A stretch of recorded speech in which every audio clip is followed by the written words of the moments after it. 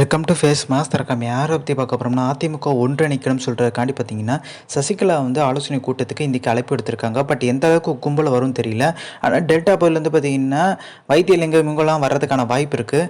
சசிகலா எடுக்கிற மூவ் பார்த்தீங்கன்னா முன்கூட்டியே எடுத்துருந்தா ஓரளவுக்கு பார்த்தீங்கன்னா சமாளிச்சிருக்கலாம். பட் இப்போ கூட பார்த்தீங்கன்னா சசிகலா இந்த முடிவு எடுக்கிறதுக்கு முக்கியமான காரணம் பின்னணியில் இருக்கிறது பார்த்தீங்கன்னா சீனியர் முன்னாள் அமைச்சர்கள் அதிமுகவில் இருக்காங்க. செங்கோட்டையன், வேலுமணி, அதே மாதிரி செம்மலை இவங்கெல்லாம் பார்த்தீங்கன்னா மறைமுகமாக சசிகலாவுக்கு ஆதரவு தெரிவிச்சுட்டு வர்றதா சொல்கிறாங்க.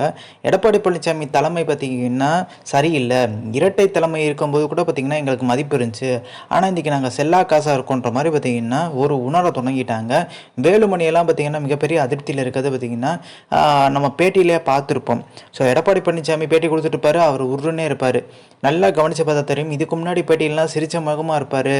ஸோ ஓபிஎஸ்ஸை நீக்கும் போதெல்லாம் மிகப்பெரிய லெவலில் பேட்டி கொடுக்கும்போது, எடப்பாடி பழனிசாமி பேட்டி கொடுக்கும்போது எல்லாருமே பார்த்திங்கன்னா வேறு மாதிரி இருப்பாங்க. முகம்லாம் பார்த்திங்கன்னா அப்படி வாடி போயிருக்காது, சந்தோஷமாக பேட்டி கொடுத்துருப்பாங்க. ஆனால் இப்போ ஓபிஎஸ்ஸை நீக்கின மாதிரி தன்னையே நீக்கிறோன்ற ஒரு பார்த்திங்கன்னா ஒரு பயம் பார்த்திங்கன்னா வேலுமணிக்கு வர ஆரம்பிச்சிருச்சு. அதனால் பார்த்திங்கன்னா ஒன்றிணைந்த அதிமுக உருவாகிறதுக்கு ஒரு நடுநிலையான ஒரு குழு வேணும். அதனால தான் ஓபிஎஸ் அணியிலேருந்து பார்த்திங்கன்னா புகழேந்தி, ஜேசிடி பிரபாகர்லாம் விலகி கேசி பழனிசாமி போன்றவர்கள்லாம் நடுநிலையாக அதிமுக ஒருங்கிணைக்கணுன்ற ஒரு குழு மாதிரி ஒரு குரல் கொடுத்துட்டு இருக்கதா சொல்கிறாங்க. ஸோ இதுக்கு முன்னாலும் வேலுமணி தான் இருக்கான்ற மாதிரி பேச்சுக்க போயிட்டுருக்கு. பட் இந்த ஒரு ஆலோசனை கூட்டத்தில் ஓரளவுக்கு கும்பல் காமிச்சிட்டாங்கன்னா சசிகலா அடுத்தடுத்த நிலைக்கு போக ஆரம்பிச்சுருவாங்க. எடப்பாடி பழனிசாமி மேலே பார்த்திங்கன்னா இருக்கிற நம்பிக்கை படிப்படியாக தொண்டர்களுக்கே குறைய ஆரம்பிச்சிருச்சுன்னா கண்டிப்பாக எடப்பாடி பழனிசாமி பொதுச்செயல பதவிக்கு மிகப்பெரிய சிக்கல். யார் தொண்டர்களால் தேர்ந்தெடுக்கப்பட்டவர் எடப்பாடி பழனிசாமி கிடையாது.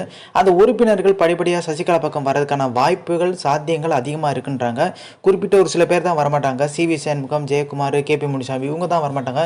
மற்றபடி எல்லாரும் வர்றதுக்கான வாய்ப்புகள் அதிகமாக இருக்குன்றாங்க. ஸோ இந்த இன்ஃபர்மேஷன் பிடிச்சா like, share, subscribe. Thanks for வாட்சிங் திஸ் வீடியோ.